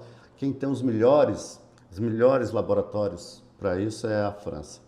Então, foi para os Estados Unidos primeiro, fizeram as leituras que puderam, levaram para a França. A criança é uma goiva, que é uma ferramenta de pedra lascada que eles usavam. Ela serve para corte, ela tem uma curvatura e uma ponta. Essa ponta serve para furar coisas ou entalhar coisas, né? Tal. Trabalhar na madeira e tudo. E na caverna, nessa câmara, tem assim, um negócio que parece o jogo da velha. Os riscos e tal, que se cruzam e tudo. Os caras faziam arte. Por algum motivo, aquela criança podia ser filho de um grande artista. Qualquer coisa desse tipo. Ou ela já tinha um dom artístico tremendo para fazer a arte da época. Então, para a gente comparar com os dias de hoje, é como se enterraram aquela criança com um tablet na mão. Se fosse na década de 50, seria uma caneta Parker, uma caneta tinteiro Parker. Ou mais usual, né, na década de 60, 70, uma Bic na mão. Né? Então, a arte é que nos humaniza. E a literatura é essa arte fantástica que desperta a imaginação. Uma coisa atávica, profunda. Infelizmente, né, nosso país tem uma desigualdade social que ganha do mundo inteiro. Você tem lugares no mundo que são muito pobres. Você pensa, Eritreia é pobre, né? Haiti, nossa, que pobreza. Então, não, o Brasil ele tem desigualdade. Ele tem gente podre de rico. Podre mesmo. Muito podre. Gente muito rica e muitos pobres. Pouco acesso à escola. Você vai querer que o cara lê como? Se ele não pode nem comer o feijão dele, rapaz. Se ele só tem a comida quando vai para a escola, é muito difícil. Então, nós precisamos superar muitas coisas no Brasil. Agora, contudo, né, o Brasil tem grandes escritores, ele tem um pessoal muito bom, tem cineastas muito bons no Brasil e tal. O Brasil consegue fazer coisas muito boas, apesar dessa grande desigualdade. Então, é uma desigualdade que mata muita gente, né? Esses dias está esse conflito lá em São Paulo, né? Tal, na Baixada Santista, né? Na Baixada Santista. Então, morre policial, morre um monte de cara que está lá no tráfico. Ninguém quer vida de bandido. Você sabe que se você tiver um lugar muito rico, a Suécia é rica. Noruega. Uma filha minha estudou na Noruega. Noruega é um país rico. A criança nasce, filha de quem for, eles abrem uma cadeira de poupança para ela no Estado e deposita dinheiro para a criança. É um lugar muito rico. Então, a desigualdade social lá praticamente não existe. Não precisa ser assim, mas se for já igual ao Uruguai, né, em que 76% dos jovens fazem universidade. Olha que maravilha. No Brasil é 25%. 25%. E isso acelerou muito no governo, é recente, governo é muito pouco, né? Fernando Henrique, no governo Fernando Henrique, ele deu uma acelerada danada e o Lula deu continuidade. Democratizou muito. Então, nesse período, mais que dobrou. Era 8%, rapaz. Triplicou. Triplicou. Triplicou. Era 8% só dos brasileiros. O Uruguai é 76? 76. O Chile, 72. A Argentina, 56. O Peru tem universidade desde o século XVI, tá entendendo? Essa ligação aí, ela é uma ligação imanente, né? Quando você fala de leitura, daqui a pouco você está falando de educação, inevitavelmente, né, Adilson? Sim, quando você vê a Bolívia é um país pobre. Sim. Praticamente não tem analfabeto. É outra realidade. Então, a nossa educação, ela ficou restrita por muitos anos. Foram se descobrindo formas da criança ir para a escola. Tornar obrigatório, né? O que, por exemplo, na Europa, a obrigação está aí para 1910, início do século XX. O pai italiano não mandou, Pai Patrão, tem um filme italiano muito bom. Pai Patrão. Pai Patrão, o pai não mandou. O pai acabava sendo preso. Na Espanha, prende o pai, a mãe, todo mundo, e a criança vai ser educada pelo Estado e vai frequentar a escola. Então, tornou obrigatório. Depois, uma coisa que foi feita no governo Fernando Henrique, foi mantida, é que o município vai receber a verba de educação de acordo com a quantidade de crianças matriculadas. Os prefeitos ficaram doidos, começaram, não tem de construir escola e matricular menino. Então, isso é recente, nós vamos melhorar, mas por enquanto está muito ruim, é ruim mesmo, é péssimo. E a desigualdade social é terrível. Vamos botar comida na escola, para a criança poder ir para a escola. Você falar isso para um francês, para um norte-americano, que tem de botar comida... Ele não entende, né? Ele não consegue entender. Não entende. Né? Meu filho, quando estava estudando no pós-doutorado na França, na Université de Marseille, ele estava lá fazendo pós-doutorado e tinha um hondurenho, que era também da turma dele, 2 estrangeiros, um brasileiro e um hondurenho. E o professor foi falar de dados estatísticos de criminalidade na França. Então começou a falar e tal, e o hondurenho interrompeu e falou assim, e os assassinatos? Então, e o professor falou assim, sim, houve alguns assassinatos, mas mudava, né? Não, lá qual que é um grande problema? Pickpocket, né, que o inglês fala, que é o ladrão de carteira, né? Então, o batedor de carteira. O professor não dava confiança para ele, aí diz a Milka que resolveu dar uma ajuda, aí levantou a mão e falou assim, olha, professor, ele está insistindo e para a gente é muito importante isso, né? Ele está insistindo porque no Brasil são assassinados com arma de fogo ou de forma violenta 65 mil pessoas por ano. Os franceses levaram o maior susto, como o professor também. E ele falou assim, em termos absolutos, é o maior. Agora, em termos proporcionais relativos, Honduras ganha do Brasil. Aí o professor, ele ficou abismado, pediu os dados, escreveu no quadro. Eu falei assim, a gente tem... Igual Colatina, é uma cidade bacana, né? A média de 10 assassinatos por ano. É claro que você falar isso para uma cidade holandesa... Achar um absurdo, né? É um absurdo. Adilson, você concorda comigo que para essa desigualdade social, que acaba culminando em problemas gravíssimos, como a violência, né? A leitura é vacina? A leitura é vacina? É vacina. Na forma de emancipação das pessoas? Isso. Eu tô assim, falando contigo e fazendo uma retrospectiva, né? Eu sou filho de pais analfabetos, pai e mãe analfabetos. Em função disso, uma vida muito difícil. E hoje eu gosto de uma segurança saúde, segurança educacional, segurança social, em função de ter sido alfabetizado e a leitura ter uma presença profunda na minha vida. Então eu posso te dizer que a leitura mudou a minha vida. Certo, né? exatamente. Sem a qual eu teria muita dificuldade de estar aqui hoje conversando contigo. A mobilidade social, a minha vida, né? Pensa bem, meu pai é índio Krenak. Minha mãe veio com tantos outros esfomeados da Europa para cá, não vieram a passeio não, porque o troço estava assim, na hora da morte e tal, eles se deslocaram para cá.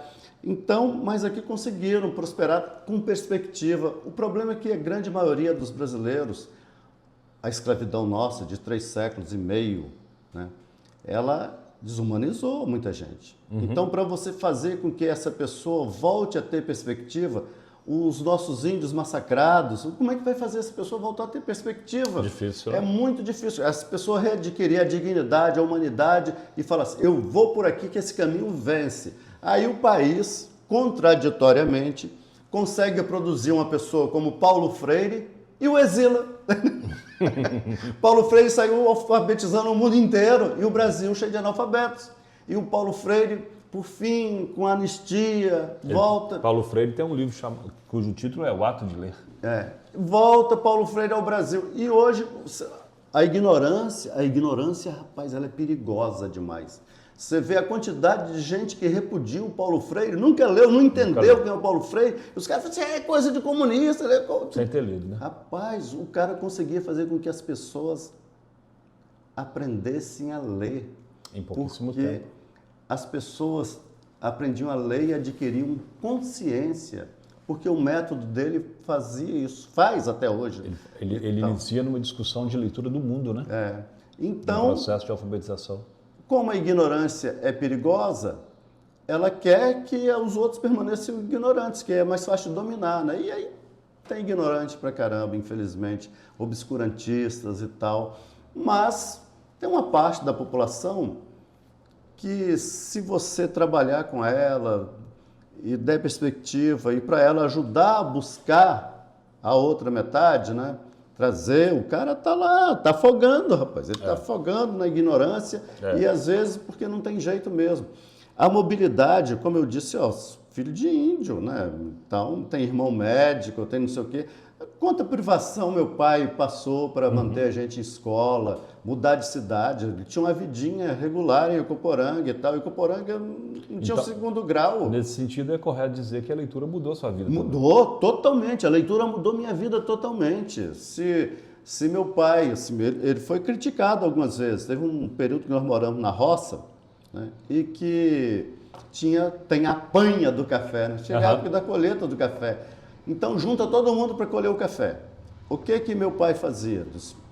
Nosso horário de escola, muda a roupinha, toma banho no córrego e vão para a escola. A gente andava uma légua a pé para chegar à escola, descalços, íamos para a escola. Lá para encher o saco da coitada da professora e tal, mas íamos para a escola. Então, quando voltamos para dentro de Ecoporanga, melhorou. Mas lá na roça, as pessoas diziam assim, esse seu Baltazar, ele tem algum problema de cabeça, porque ele paga pessoas para trabalharem e manda os filhos para a escola, em vez de mandar os meninos ajudar na colheita. Entendeu? Mesmo o trabalho que a gente fazia na colheita era bem leve, né? De manhã antes de ir para a escola, ele fazia umas vassourinhas com mato lá mesmo, que tem até uma planta chamada vassoura. Ele pegava vassoura, cortava, botava num cabinho lá e a gente varria os pés de café para pegar os grãos que caíam quando os caras estavam derriçando. Então, tinha gente que levava os filhos, né, para ajudar na colheita. Aí meu pai falava assim, trouxe, mas o menino não vai para a escola? O que a gente precisa? Então tudo bem. Eu falei assim, só que criança aqui não faz trabalho pesado. Ela vai fazer o que meus filhos fazem e ganhar o que os meus filhos ganham. Que eles davam um dinheirinho. Né? Então vão ganhar, mas não faz trabalho pesado. Não vai ganhar igual vocês e não vai fazer trabalho pesado. Mas quer dizer, eu ia para a escola e naquele tempo já, graças aos episódios da Rádio Marinque Veiga, e com consciência e com a luta e a perspectiva dos meus pais, eu falava assim, coitado dessas crianças que estão ficando aí, eu estou indo para a escola e eles estão ficando. E eu tenho colegas até hoje de infância que estão lá no mesmo degrau da vida. Não houve mobilidade para eles porque não tiveram acesso à leitura. Acesso à leitura. Perfeito. Adilson, esse nosso bate-papo, essa nossa conversa, está se dando no contexto do projeto Incentivo à Leitura da Fundação Renova, um projeto que atende pelo menos 2 estados, Minas e o Espírito Santo, e pelo menos 32 municípios. O projeto visa revitalizar as bibliotecas dessas cidades, né? E já há ações desde 2021 E atualmente há ações em curso, né, cujo principal objetivo é revitalizar essa biblioteca e transformar esse espaço num lugar vivo, interativo, com sentido para as pessoas, que as pessoas voltem lá, não obstante as ameaças que a leitura sofre da transformação digital, né? Os meninos querem ficar mais em tela e menos ali com o livro, mas enfim, é um grande projeto e que coloca a biblioteca no centro da discussão, né? E aí eu queria, passei um pouco aí com você pela leitura e como ela mudou a sua vida, eu queria saber como foi a sua relação com as bibliotecas. Pois é. E hoje que você é secretário municipal de Cultura e Turismo, Isso. E Turismo de Colatina, tem sob sua responsabilidade a Biblioteca Municipal. Exato. E ao longo da vida, qual foi o espaço que a biblioteca teve na sua vida? Essa biblioteca foi minha redenção. Vou te contar por quê. Eu, né, falando de uma maneira metafórica, eu fui um destruidor de bibliotecas. Porque eu chegava na biblioteca da ABL, Biblioteca Portuguesa no Rio, Biblioteca do Estado em Vitória, eu lia todos os livros da biblioteca. Um período muito rápido. E as pessoas ficavam assim, pô, mas não, já li todo, isso aqui eu já li, isso aqui eu já li. Ah, isso aqui eu já li de outra biblioteca. Numa época eu não comprava praticamente livro, que não tinha grana para ficar comprando livro, comprava um e outro e tal. Mas eu li os livros das bibliotecas, aí eu começava a fazer lista. As bibliotecárias faziam comigo. Ó, saiu tal novidade, tudo, tal, na revista X, fulano lançou, fulano lançou. Ok. Fui andando por esse. Quando eu estava aqui na prefeitura de Colatina, em 1989, eu era secretário de comunicação do prefeito de Lubinda. Que foi o médico que diagnosticou a minha meningite lá na infância. Então, estava como secretário de imprensa. O Dilo, ele foi um grande incentivador. Ele e o Delson Fávaro Rossoni. Ele se impressionava com as minhas notas de escola, que na época era 100, boletim, tirou 100, tirou 100. Aí dava dinheiro, ele e o Delson, ó, tanto por isso. Obrigado. Não, que a gente dá para o menino que faz gol, que tinha as peladas de rua, eles, tanto, 10 conto para quem fizer um gol e tal. Ele falou, não, você lê muito, você escreve bem, tira 100, toma aqui o dinheiro e tal. Então, quando o Dilo era prefeito aqui, eu tentei duas coisas com ele. Uma eu fracassei, que era que se fizesse uma Secretaria de Cultura, e ele me barrigou por 2 gestões. Né, tal. Mas na primeira gestão, a prefeitura, o município de Colatina conseguiu retomar esse terreno, que foi cedido à Vale. O terreno nunca foi da Vale. Foi cedido à Vale por um contrato de comodato com a finalidade de fazer a estação ferroviária e tal, não sei o quê. E no mesmo comodato era escrito que quando ele não fosse usado mais para a finalidade, seria devolvido ao município. Em 1975 foi retirado o trem, a estação, tudo daqui. Em 1985 deveria ter sido devolvido, com todas as benfeitorias nele implementadas. Mas a Vale postergou. Passou a gestão do Tadeu Gilberto toda sem devolver. Quando o Dilo entrou, ele criou caso, quis obstruir o túnel, botou lá uns caminhões velhos com reta escavadeira para obstruir. Deu um bafafá que já tinha tentado em Vitória, não consegui. Aí foi parar no Fantástico. Então, literalmente? Literalmente. Então, a diretoria da Vale no Rio, Eliezer Batista, interveio e veio a Vitória, visitou Colatina e se fez um acordo, foi devolvido para Colatina. Então, ele falou, vou botar a Secretaria de Educação ali onde era a estação. Aqui, aí sobrou uma sala grande do lado, ele falou assim, eu tomava conta das coisas culturais, porque não tinha Secretaria de Cultura. Acabava caindo lá. Aí a banda, eu tomava conta da banda, então bota a banda aí para ensaiar e tal. Eu falei, Dilo, aquele armazém ali dá uma biblioteca. Aí ele falou, não, porque tem outras coisas, que tal, a gente está pagando aluguel de não sei o quê. Faz uma biblioteca. Não, a gente tem uma biblioteca já. Tinha uma biblioteca no prédio velho da prefeitura, onde hoje é a Câmara, pequenininho, desse tamanho aqui, dessa sala, não era mais que isso. Não, Dilo, uma biblioteca para valer, tá entendendo? Vai ficar grande, vai ficar... Na época, ficava do tamanho da biblioteca da UFES, que não era grandona no período. vai ficar maior do que a biblioteca de Vitória. Vamos fazer uma biblioteca, fazer uma biblioteca, fazer uma biblioteca. Aí um dia ele cedeu. Aí ele falou assim, vamos fazer a biblioteca. 14 de outubro de 1989, nós inauguramos a biblioteca. Caramba. Então, foi inaugurado... Seu nome está lá no documento? Não, tem de Lubinda, o prefeito. O prefeito porque criou a biblioteca. Não tinha secretaria de cultura, ela ficou pendurada na educação, certamente. E eu morava, nesse período, na casa do Dilubinda aqui. Porque o filho dele e a esposa estavam em Vitória, o Douglas, né, filho dele, fazia medicina, e eles estavam em Vitória, a mãe lá junto, e o Dilo com um casarão. Ele falou, não, você não vai ficar pagando aluguel não, fica aqui e tal. Então eu ocupava lá um pedaço grande do apartamento dele, em cima, todo que era. E eu ficava lá, e todo almoço e janta, ele almoçava e jantava em casa, raramente era diferente. Eu almoçava menos na casa dele, mas a janta era garantida. Então, ele tinha mania, tinha uma moça que trabalhava na casa, que ela deixava temperados os bifes e deixava os ovos e um arroz e feijão feito, e ele gostava de fritar o bife e os ovos. Ele finalizava. Aí eu falava, quer uma ajuda? Logo nisso, não, eu gosto de fazer isso. Então, ele fritava o bife e os ovos, e eu, Dilo, biblioteca.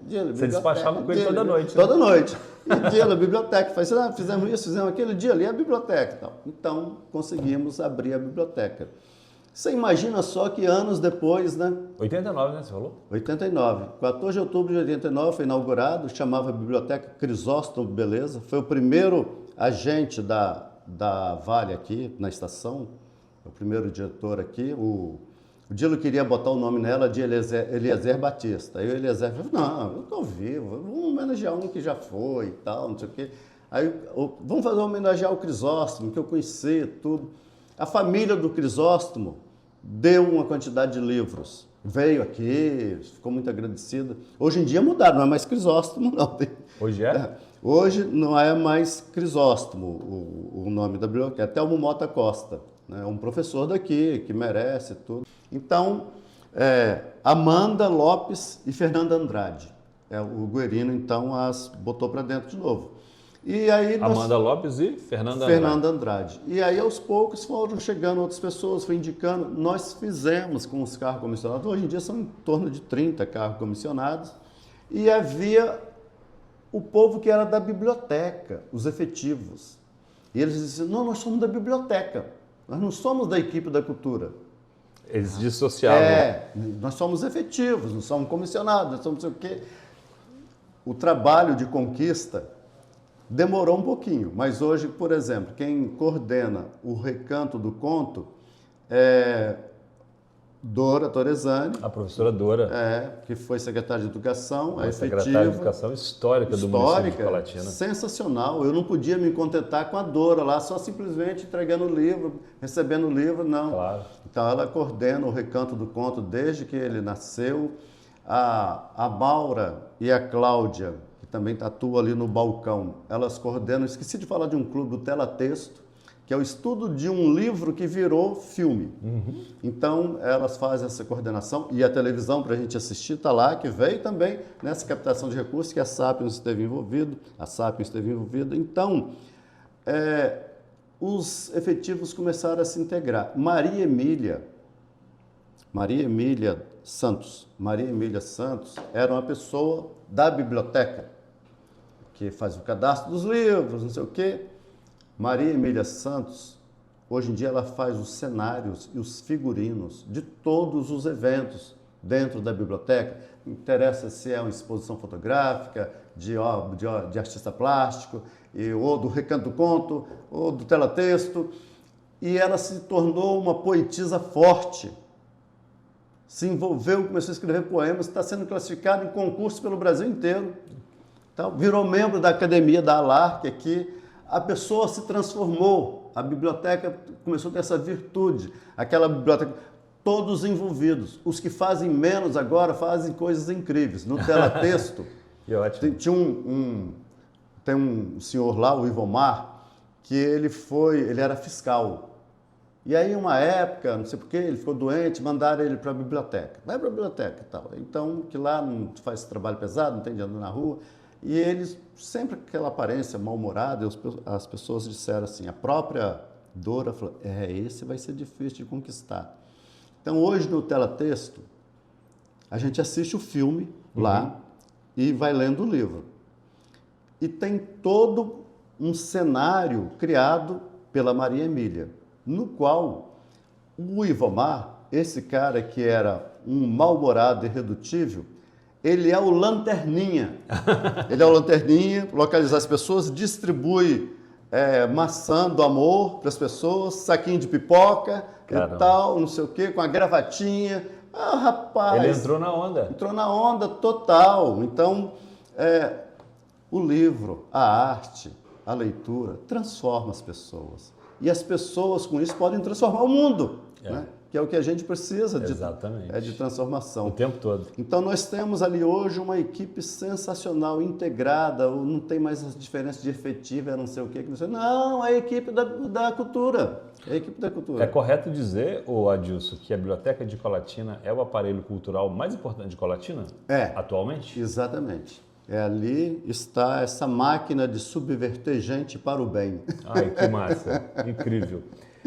Adilson, nós estamos caminhando aqui para o final do nosso bate-papo incrível, eu adorei, nós estamos aqui já quase 2 horas e eu queria finalizar trazendo uma boa nova no contexto do projeto Incentivo à Leitura. O que a Fundação Renova, por meio do programa 13 e por meio do projeto Incentivo à Leitura e com a ajuda da Sapion, vai fazer? Vai publicar agora no dia 14, se eu estiver errado a gente corrige a legenda depois aqui, um edital para premiar os melhores projetos de boas práticas das bibliotecas do programa Incentivo à Leitura. Ou seja, todas as 32 bibliotecas que atualmente compõem o projeto terão a oportunidade de inscrever os seus projetos e serem premiadas. Quando nós estávamos discutindo aqui junto com a Fundação Renova a concepção do prêmio, a gente chegou numa conclusão que eu acho que faz sentido, queria ver se você concorda comigo. Eu falei assim, vamos premiar as bibliotecas, mas vamos premiar também as pessoas das bibliotecas.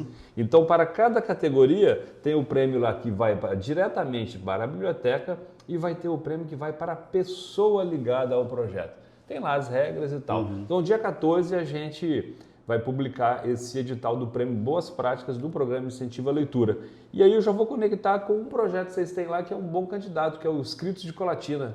É um projeto muito bom. E olha só, felizmente, a biblioteca da Elisete Cazé, lá em Vitória, não está nesse grupo. Não concorre. Porque lá, com ela, temos um projeto criado em 1993, que é o Escritos de Vitória. E eu criei, ela preservou, ele completa neste ano, 23, 30 anos. Caramba! 30 anos em vigor, tá entendendo? Ela tem outro projeto lá, Viagem pela Literatura, que completou 28 anos agora e que já foi premiado 26 vezes no Brasil. Entendeu? Então, mas nós aqui que estamos ainda engatinhando em relação a ela, nós temos coisas boas. Escritos de Colatina é fantástico. O tema desse ano é bairros, distritos e comunidades.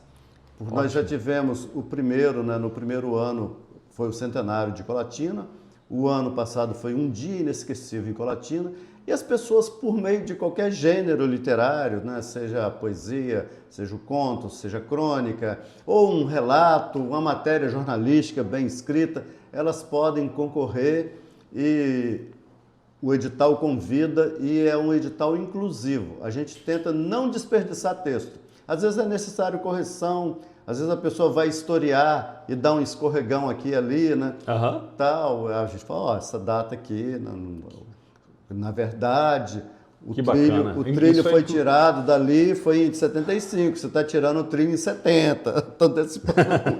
Tal. Foi tirado no mandato de Paulo Stefenoni, então a gente tem de fazer essa correção e vamos devolver para você, assinalamos o que precisa fazer, mas a gente quer sempre incluir os textos. E O incrível é que aqui em Colatina a participação é maior em número de pessoas do que em Vitória. Lá em Vitória. Na primeira edição do Escritos de Colatina, eu me inscrevi na categoria Poesia e escrevi um poema cujo título é Colatina, Nome de Mulher. Sim, sim. E adorei ter participado e já vou ficar atento aí para participar do também. Terceiro. Outra coisa que eu gostaria de mencionar aqui nos minutinhos finais é a criação da ALARC, né? A criação da ALARC, a Academia de Letras e Artes de Colatina. Sensacional. Essa semana agora tivemos uma posse solene e festiva. Né? Na verdade, dos membros, né?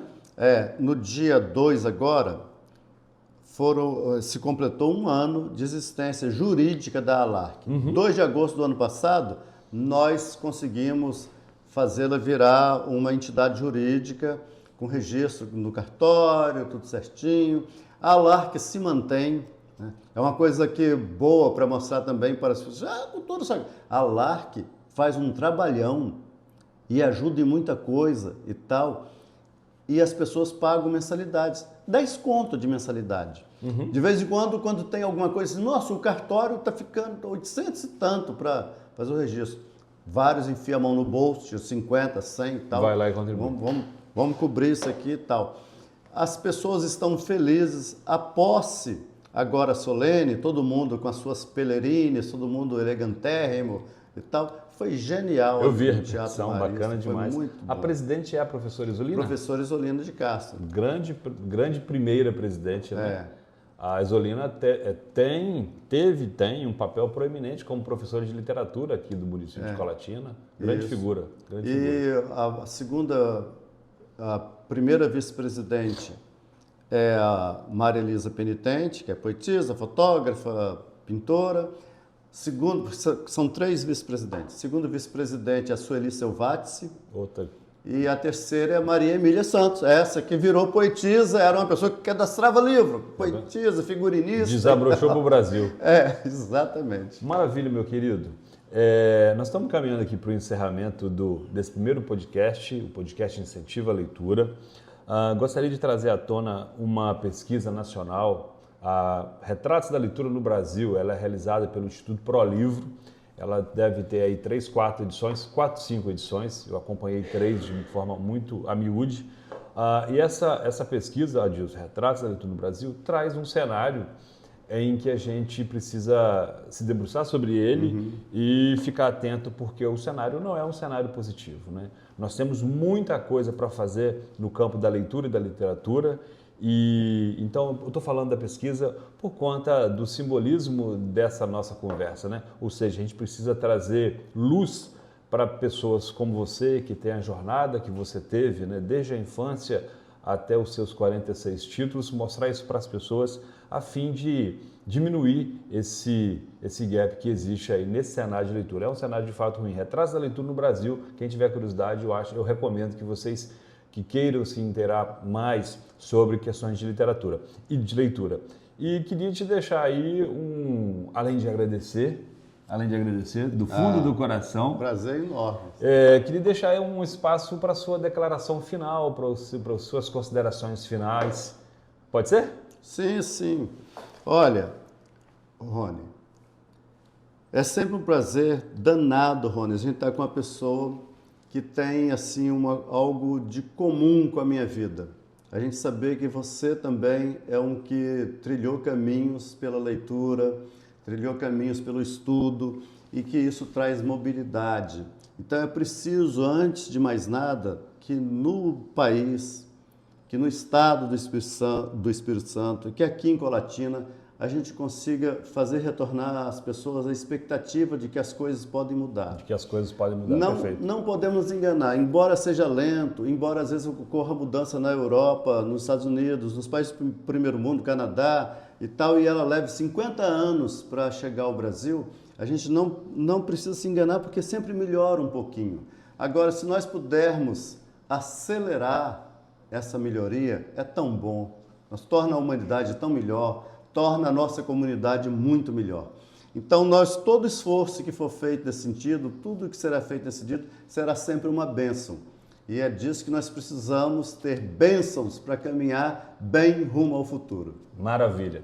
Pessoal, fiquem ligados no podcast Incentiva a Leitura. Esse é o primeiro episódio com o jornalista e escritor, brilhante escritor Adilson Vilaça. E daqui a pouco a gente anuncia os nossos futuros convidados. Adilson, muito obrigado e vamos. Obrigado a vocês. Grande beijo para esse projeto lindo. Show.